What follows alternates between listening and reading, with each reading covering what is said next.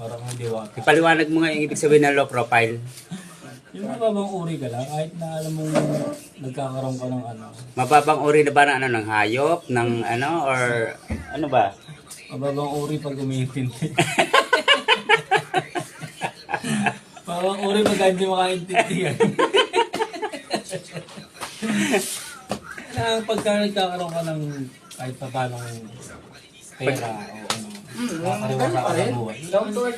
Ibig sabihin, kapag pinagkalooban ka, kung ano ka noon, dapat yung ka pa rin ngayon. Hindi yung asantingin mo sa sarili. In short, para ka lang nag-aliya, yung ganon. Oo, kailangan aliya. Pero pagdating mo doon, VIP ka kahit.